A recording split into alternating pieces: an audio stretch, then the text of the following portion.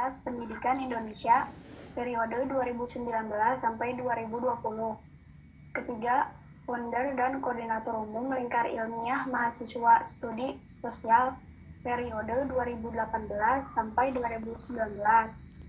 Keempat, Ketua Departemen Pengembangan Sumber Daya Organisasi Lingkar Bidik Misi Universitas Pendidikan Indonesia periode 2018 sampai 2019. 5. Ketua Bidang Penelitian dan Pengembangan BEM Hima PIPS periode 2018 sampai 2019. 6. Ketua Bidang Kajian dan Advokasi BEM Hima PIPS periode 2017 sampai 2018. Penghargaan. 1. Juara Harapan 2 Brawijaya Esai Competition 2019. Kedua, juara 3 mahasiswa berprestasi FPIPS UPI 2019. Ketiga, mahasiswa berprestasi utama periode Prodi Pendidikan IPS 2019. 4. Juara 1 lomba Call for Essay 2018 Himpunan Mahasiswa Muslim Pasca Sarjana Universitas Pendidikan Indonesia. 5. Finalis Pekan Ilmiah Nasional. Ketiga, Universitas Negeri Lampung 2018. 6. Finalis Call for Paper Erlangga Bidik Misi Event 2017. 7. Siswa terbaik program studi rekayasa perangkat lunak di SMKN 1 Sumedang tahun 2016.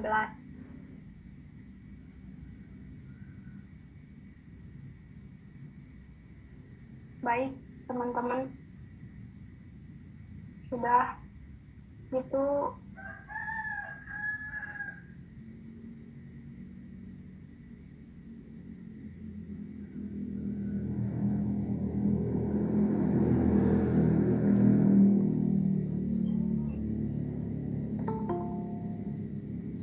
Dimas, dipersilahkan.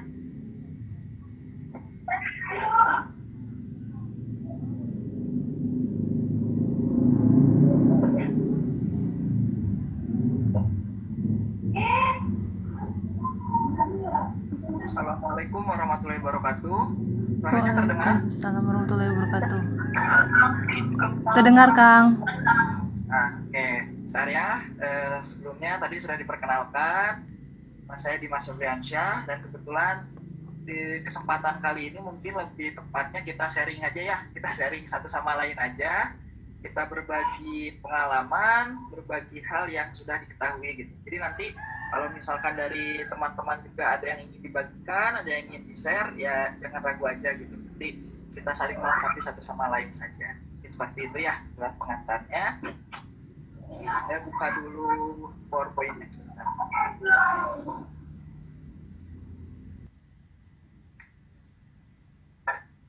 Sudah ada PowerPoint-nya? Takutnya belum ada. Sudah ada, Kang. Sudah. Oke. Nah, kebetulan saya diminta oleh pihak pengurus Formadiksi Unsika untuk sharing gitu ya, sharing dan berbagi terkait dengan sistematika dan prosedur penulisan KTI gitu. Nah, mungkin sebelum lebih jauh kepada prosedur dan sistematika penulisan KTI, yang namanya prosedur berarti kan kita akan membahas langkah-langkah gitu. Langkah-langkah dari mulai awal sampai tahap akhir nanti proses penulisan KTI gitu. Nah, langkah awalnya yang perlu kita ketahui atau perlu kita lakukan adalah mengetahui. Jadi untuk awal ini saya akan memulai dengan mengapa gitu. Mengapa teman-teman harus menulis? Mengapa kita harus menulis dan mengapa harus menulis gitu. Ketika kita akan menulis suatu KTI, tentunya kita harus memiliki suatu tujuan terlebih dahulu. Sebenarnya bukan hanya ketika menulis KTI saja. Gitu. Dalam hal apapun, langkah pertama adalah kita harus mengetahui mengapa kita melakukan hal tersebut. Nah, yang pertama ini adalah mengapa kalian atau kita harus menulis. Coba saya ingin ibaratnya ingin tahu gitu pendapat kalian dulu, mengapa kalian hadir dalam pelatihan ini dan mengapa menulis itu ya harus kita lakukan gitu. Mungkin boleh satu orang menyampaikan satu alasan mengapa harus menulis gitu. Mungkin bisa di ini gitu, chatnya disampaikan. Coba, saya ingin tahu dulu gitu, kenapa sih kita harus menulis gitu? Apa motivasi atau apa yang menjadi latar belakang semangat teman-teman untuk menulis? Enggak mungkin ya, kasih waktu dulu, silakan. Boleh di room chatnya disampaikan alasan kenapa teman-teman menulis gitu. Mungkin ini sekalian cek juga ya, karena terkadang gitu pengalaman saya pribadi ketika ada webinar atau ngajar secara online ini, biasanya yang hadir aktif itu hanya sekitar 50% gitu ya. Jadi ingin tahu gitu, dari 79 orang ini ada berapa sih yang aktif benar-benar gitu. Enggak, ditunggu dulu. Boleh disampaikan alasan dari teman-teman mengapa menulis gitu, apa motivasinya?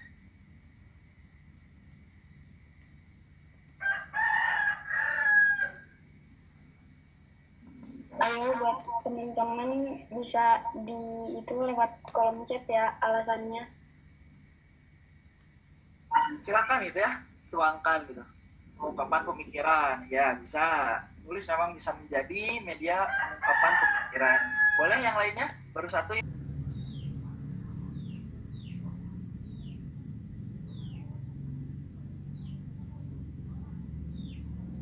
Ya, ini udah banyak juga ya gitu teman-teman memberikan pandangan gitu ya, memberikan alasannya gitu, mengapa teman-teman ingin menulis dan mengapa kita harus menulis. Ini dari hal yang ini ya, kalau dilihat jawabannya dari hal yang sangat idealis sampai hal yang rasional juga ada gitu. Ini kalau ikut lomba dan juara bisa dapat reward Kak, wedih mantap. Terus ada juga yang alasannya karena ingin mempersiapkan untuk skripsi, betul gitu ya. Jadi memang ketika kita menulis, sekali lagi gitu, sebelum teman-teman jauh membuat suatu karya, sebelum melangkah lebih jauh lagi, coba tanamkan diri dulu, buat diri dulu tujuan dari menulis itu untuk apa gitu. Jangan sampai hanya menulis ikut-ikutan gitu, atau hanya disuruh oleh dosen. Ibaratnya disuruh oleh dosen mengerjakan tugas, lalu tugas yang dikerjakannya itu hanya tersimpan di folder lokalis D, lalu folder tugas, udah saja.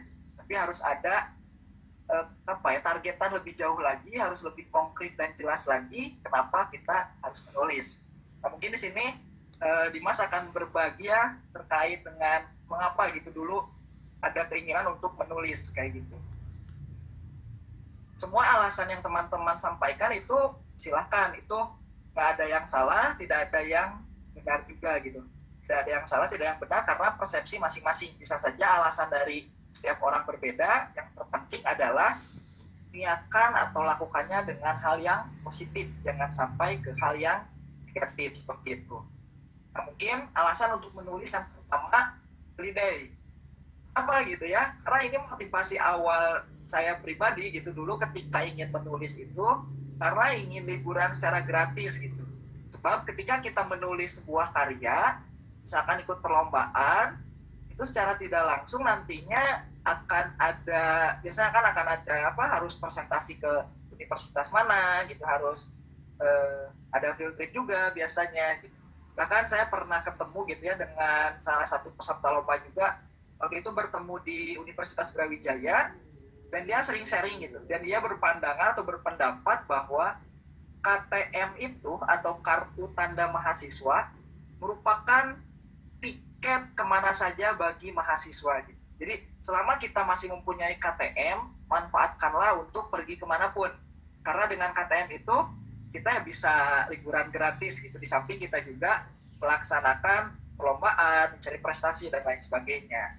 Ini alasan yang paling, kalau menurut saya yang paling rasional gitu. Silakan itu pandangan dari teman-teman bagaimana gitu.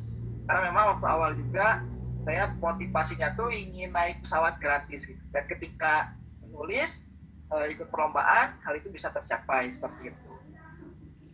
Nah, yang kedua, bukan tidak mungkin gitu. Ketika kita melakukan perlombaan, ketika kita berprestasi, ketika kita menulis, ya tadi ada reward gitu, rewardnya baik itu berupa barang ataupun berupa uang. Apalagi nih, mungkin bagi mahasiswa bidik misi, sebenarnya ketika berprestasi itu tuh bisa menjadi salah satu cara mendapatkan uang tambahan gitu. Karena ketika menang biasanya ya, kalau di sharing aja, kalau di unit saya pribadi, ketika juara itu selain dapat dari pihak penyelenggara, biasanya nanti akan ada reward juga dari program studi ya, walaupun itu hanya sebatas kecil tapi itu masih lumayan juga gitu ya buat mahasiswa bidik misi di akhir-akhir masa pencairan seperti itu. Yang ketiga, dengan menulis ini bisa saling berbagi. Jadi dengan menulis ini kita bisa berbagi ilmu dengan orang lain, dan bukan tidak mungkin tulisan yang kita tulis itu bisa menebarkan kebermanfaatan bagi orang lain. Jadi jangan sampai hanya alasannya itu untuk sebatas holiday dan keuangan aja, tapi harus ada alasan yang memang bisa memberikan kontribusi seperti itu. Ini alasan ketiga gitu, kenapa kita harus menulis. Yang keempat, alasannya yakni knowledge atau pengetahuan. Semakin kita banyak menulis, semakin banyak juga kita membaca buku, dan semakin kita banyak membaca buku, semakin juga pengetahuan yang kita ketahui. Karena menulis tidak bisa terlepas dari baca. Karena ketika kita tidak membaca, tidak memiliki referensi, tidak memiliki suatu hal pengetahuan, kita akan menulis apa gitu. Jadi jangan sampai menulis tanpa dibarengi dengan membaca. Seperti ini. Ini manfaat keempat. Nah ini manfaat kelima, dari sekarang gitu ya, khususnya mungkin ini ada angkatan yang masih 2019, 2018, 2017 gitu. Mulailah dari sekarang secepat mungkin, ibaratnya sedini mungkin untuk membiasakan menulis. Kenapa? Karena ketika kita akan lulus, ketika kita kelulusan gitu, ketika kita akan wisuda, tentunya kita tidak bisa lepas dari yang namanya skripsi atau karya tulis ilmiah juga, itu kan skripsi. Nah, ketika kita sudah terbiasa menulis, kita nggak akan kaku, ibaratnya nggak akan kikuk untuk menulis gitu. Bahkan bukan hanya untuk lulus gitu. Ketika kita sudah terbiasa menulis dan kita berprestasi, prestasi yang kita miliki itu bisa mengantarkan juga menjadi bekal kita juga untuk pasca lulus nanti, seperti itu. Nah, itu mungkin mengapa gitu kita harus menulis, itu pendahuluan aja. Nah, ini apa gitu? Lalu apa gitu setelah kita mengetahui tujuan kita menulis, langkah selanjutnya yang harus kita lakukan apa?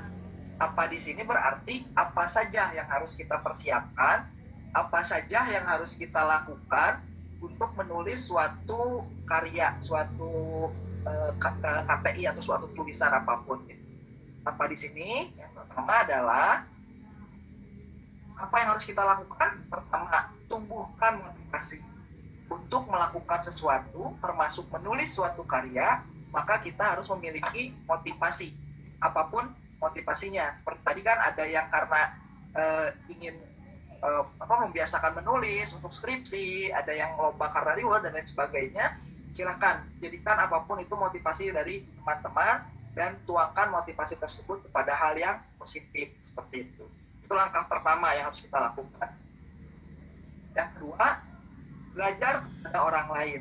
Nah, jangan sampai kita merasa sombong, jangan sampai kita merasa kita sudah mampu, kita sudah bisa. Jangan sampai ada hal itu. Karena ketika kita merasa sudah tidak ada kekurangan, sudah mampu, disitulah kekurangan kita. Jadi langkah kedua, setelah kita tumbuh motivasi, carilah orang yang bisa ibaratnya dijadikan mentor oleh kita. Baik itu misalkan kakak tingkat, teman satu tingkat, atau bahkan ada tingkat yang sudah terbiasa menulis dan ikut lomba, jangan sungkan untuk sharing satu sama lain. Karena di situ kita ibaratnya bisa mencuri ilmunya, gitu. Mencuri dalam tanda kutip hal yang baik gitu ya. Itu mungkin yang kedua gitu, belajar kepada orang lain. Dan yang ketiga, mencari dan menciptakan lingkungan. Sebab kenapa? Ketika teman-teman di sini hanya punya motivasi sendiri untuk menulis, itu bagus, sudah bagus tahap pertama gitu. Tapi ketika hanya sendiri, itu kurang maksimal, karena ketika nanti teman-teman merasa sudah lelah, tidak akan ada yang saling menyemangati, tidak ada kultur yang saling mendukung satu sama lain. Makanya di sini opsinya ya teman-teman mencari atau menciptakan lingkungan baru. Bikin sharing aja gitu. Dimas juga kan waktu di prodi itu tidak ada kultur ya di tingkat prodi Dimas pribadi, nggak ada kultur yang sama-sama semangat gitu. Memang ada 1, 2, 3 orang tapi itu terpecah-pecah. Nah, makanya dulu dibentuklah Dimas menginisiasi suatu komunitas penulisan yang namanya Lingkar Ilmiah Mahasiswa Studi Sosial. Nah, itulah yang bisa kita lakukan atau teman-teman lakukan. Cari, kalau misalkan mencari lingkungan yang mensupport tidak ada, ciptakan sendiri lingkungan tersebut. Itu mungkin langkah ketiga apa yang harus dilakukan. Dan yang keempat, nah ini yang penting, sebelum mulai menulis, kumpulkanlah terlebih dahulu bahan referensi atau bacaan. Kenapa gitu? Karena ketika menulis itu kita nggak bisa memulai dari nol, menciptakan hal dari nol gitu. Tapi kita bisa mencari tahu hal apa saja yang telah ada, lalu kita bisa mengembangkannya dan bahkan membuat suatu hal yang baru. Dan bahkan juga ketika kita menulis, kita harus ada yang namanya kajian pustaka, studi pustaka. Itu tuh untuk apa? Untuk mendukung tulisan kita. Karena apa? Karena kita ini bukan siapa-siapa gitu. Kita ibaratnya masih mahasiswa, bukan ahli. Oleh karenanya diperlukan suatu bahan rujukan yang mendukung apa yang kita tulis. Nah, itu bisa dilakukannya dengan semakin banyak kita membaca dan semakin banyak kita mencari referensi, itu akan memudahkan kita. Nah, ini yang kelima, menulis dengan kondisi nyaman. Carilah posisi atau kondisi senyaman mungkin teman-teman ketika akan menulis. Misalkan kan ada yang nyaman menulis tengah malam, ada yang nyaman menulis ketika subuh, bahkan ada yang nyaman menulis di tengah keramaian, ya silahkan. Karena apa gitu? Karena biasanya ketika kita nyaman melakukan kegiatan itu gagasannya akan lebih mudah keluar dan kita akan mood gitu. Jadi carilah kondisi yang nyaman. Itu hal kelima yang harus dilakukan. Dan yang terakhir adalah sabar dan konsisten. Kenapa? Karena terkadang dalam menulis kita ada yang namanya tuh stuck gitu. Stuck tidak ada lagi yang bisa kita tuangkan, kita mengalami kebingungan atau bahkan ada revisi dan lain sebagainya. Jadi yang harus menjadi pamungkasnya, apa yang harus dilakukan itu adalah sabar dan konsisten. Hasil dari perjuangan pasti memiliki waktunya masing-masing gitu. Kalau misalkan belum berhasil di percobaan lomba pertama atau di percobaan menulis pertama, terus saja gitu, lakukan, perbaiki, lakukan lagi, perbaiki dan seterusnya. Nah, itu seperti itu ya. Itu terkait dengan apa yang harus kita lakukan setelah kita mengetahui mengapa kita harus menulis. Nah, sekarang yakni tentang bagaimana di sini tentu bagaimana kita menulis, bagaimana kita memulai menulis. Tadi kan pertama kita sudah mengetahui tentang mengapa harus menulis. Lalu yang kedua sudah mengetahui juga apa yang harus kita lakukan untuk mulai menulis. Gitu. Kalau untuk masalah pengertian KTI mungkin sudah dibahas ya oleh pertemuan sebelumnya. Nah, lalu sekarang adalah bagaimana kita memulai menulis. Tentu yang langkah pertama adalah kita cari dulu ide, cari dulu gagasan atau mencari dulu hal apa yang akan kita tulis.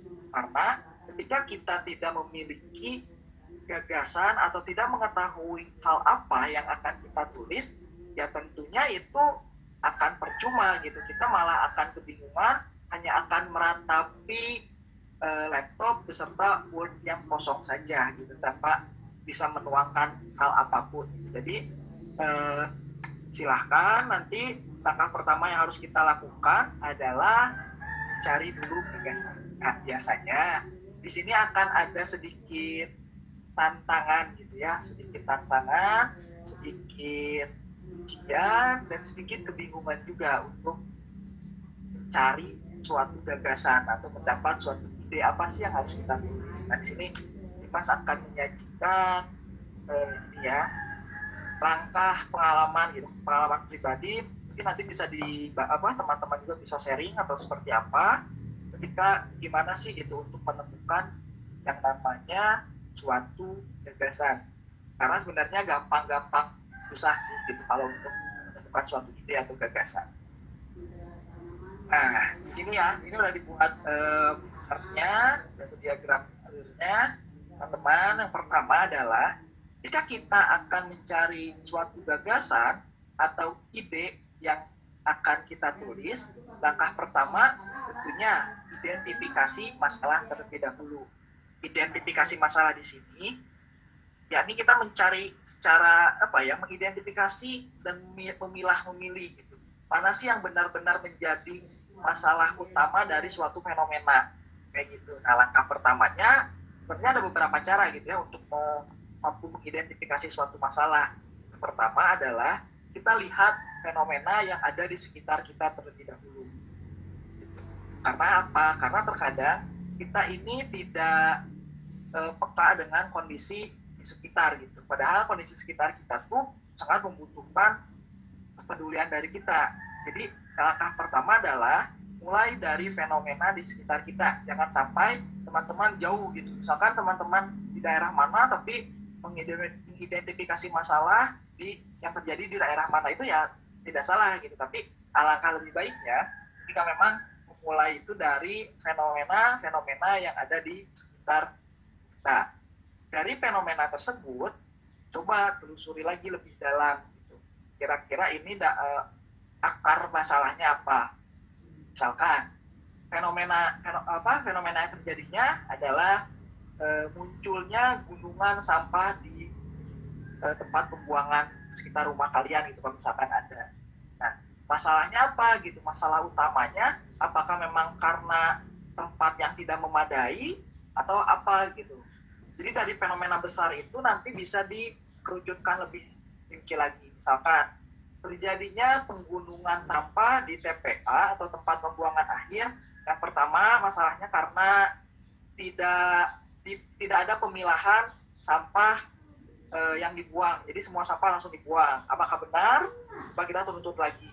Oh, ternyata masalahnya bukan di situ. Tapi ketika di pihak rumah sudah memilah, tapi ketika jatuh atau dibuang berarti ada tukang sampah yang mengambil, itu disatukan lagi. Nah, berarti kan di situ dari pihak rumah udah oke nih, udah bisa memilah, udah memiliki kecerdasan ekologis untuk memilah mana sampah yang anorganik, organik, dan berbahaya itu sudah dipilah di tingkat rumah. Tapi yang menjadi kendala ternyata di pihak penyalurnya. Orang yang mengambil sampah tersebut tidak memisahkan tempat sampah yang organik mana, yang ini mana, dan lain mana. Jadi pada akhirnya ketika dari rumah sudah dipilah-pilah, diambil oleh tukang sampah itu menyatu lagi. Nah, berarti titik masalahnya adalah berada di bagaimana agar tukang sampah tersebut atau yang biasa mengangkut sampah juga mampu memilah atau mampu memisahkan gitu. Nah, ini menjadi bisa menjadi akar benang masalahnya. Jadi dari fenomena yang nampak itu belum tentu masalah utamanya, belum tentu fenomena yang nampak, tapi cari di belakang fenomena tersebut biasanya ada apa. Itu langkah pertama untuk kita bisa mencari atau mendapatkan suatu gagasan atau mengidentifikasi masalah dari fenomena di sekitar kita.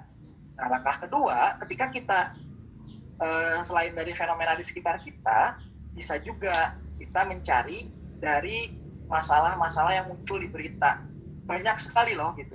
Terkadang kita tidak peka, tapi ketika kita banyak nonton berita, nah mungkin ini ya sekali-kali gitu, mungkin sehari lah minimal ya berapa sejam gitu, misalkan setengah jam nonton berita lah gitu kan. Biasanya ada yang memang berita tuh kan lain gitu ya, dari misalkan jam 6 sampai jam 6.30 nonton aja satu kanal berita tersebut itu. Kalau misalkan nggak sempat nonton, bisa baca-baca berita, karena kan sudah mudah gitu ya, sekarang udah era digital gitu, tidak ada alasan lagi kita untuk tidak membaca dan update terhadap permasalahan.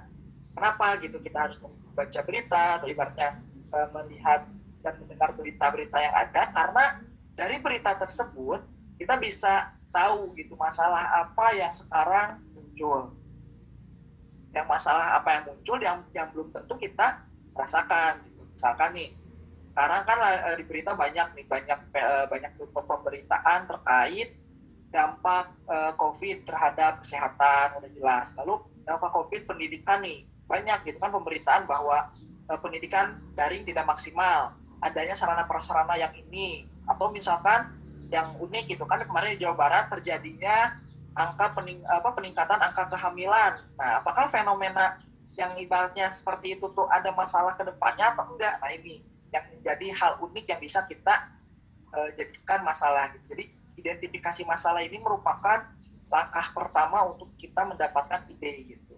Tapi ada juga sih kalau beberapa teman gitu ya, dia tuh cari dulu gagasannya apa gitu, udah punya dulu gagasan, baru cari-cari masalah yang sesuai sama gagasannya. Itu ada gitu ya, ada aja yang seperti itu. Tapi mungkin kalau ingin lebih sistematis dan lebih memang menjawab kondisi permasalahan, mulailah dari mengidentifikasi masalah dulu, agar apa? Agar gagasan yang kita tawarkan itu sesuai dengan yang dibutuhkan. Nah, setelah kita mengetahui permasalahannya apa, masuk kepada analisis penelitian atau solusi terdahulu yang telah ada. Gitu. Misalkan permasalahannya yakni tentang kepedulian lingkungan masyarakat Indonesia. Ini misalkan masalahnya gitu ya. Lihat apakah udah banyak belum nih gitu solusi atau gagasan ataupun penelitian yang dilakukan untuk mengatasi permasalahan tersebut. Oh, ternyata ketika dicari lagi, di searching lagi, didalami lagi, oh ternyata udah ada beberapa nih, misalkan melalui sekolah adiwiyata gitu kan, sekolah untuk menumbuhkan kesadaran lingkungan, lalu ada bank sampah dan lain sebagainya. Itu udah ada nih solusi terdahulu. Nah, dari solusi terdahulu tersebut, kita jangan hanya sebatas tahu solusi apa aja yang udah ada, tapi kita harus melakukan dua hal yang penting, yakni mengidentifikasi kelebihan dari solusi yang telah ada itu apa. Setelah kita mengidentifikasi kelebihan dari solusi atau penelitian yang sudah dilakukan apa, kita juga harus mengetahui kekurangan dari penelitian atau dari solusi yang telah ada itu apa. Karena apa? Karena di sini kita akan menerapkan yang namanya ATM gitu. Pertama kita amati kelebihan apa, kekurangan apa. Nah, setelah kita mengetahui hal tersebut, dari kelebihan ini kita harus bisa minimalnya meniru kelebihannya apa gagasan kita itu. Di gagasan kita itu jangan sampai menghilangkan kelebihan yang udah ada. Gitu. Usahakan gagasan kita ini minimalnya bisa meniru meniru kelebihan yang sudah ada. Dan yang kedua, ada yang ketiga, maaf, kita harus mampu memodifikasi dari kekurangan.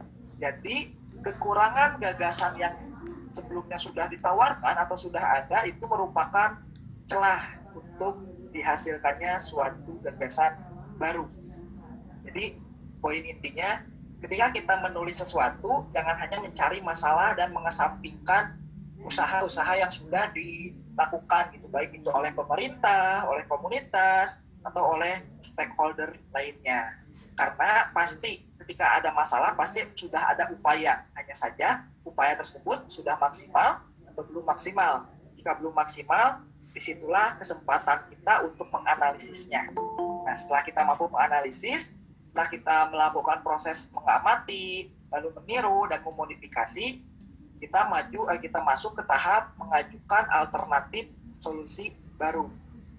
Kenapa di sini saya menekankannya alternatif? Karena ibaratnya ya tidak akan ada suatu masalah yang bisa diselesaikan oleh satu solusi. Jadi perlu adanya alternatif solusi baru gitu ya. Di mana solusi atau alternatif tersebut bisa saling membantu dan saling mengisi untuk mengatasi suatu permasalahan. Jadi setelah kalian mengamati, menilai, memodifikasi dari penelitian atau gagasan terdahulu, masuk ke tahap mengajukan alternatif solusi baru. Nah, setelah teman-teman misalkan nih punya gagasan terkait masalah lingkungan tadi, misalkan masalah lingkungannya nanti akan mengadakan gerakan satu rumah akan ada kegiatan mengedukasi anak dari rumah gitu. Misalkan ya, ini hanya misalkan. Nah, gagasan tersebut jangan hanya dipikirkan sendiri, tapi harus dilakukan brainstorming. Brainstorming di sini bisa dengan teman sejawat yakni teman satu kelompok, atau bisa juga dengan dosen atau dengan orang lain yang memang oleh teman-teman atau oleh kita dianggap mampu diajak berdiskusi.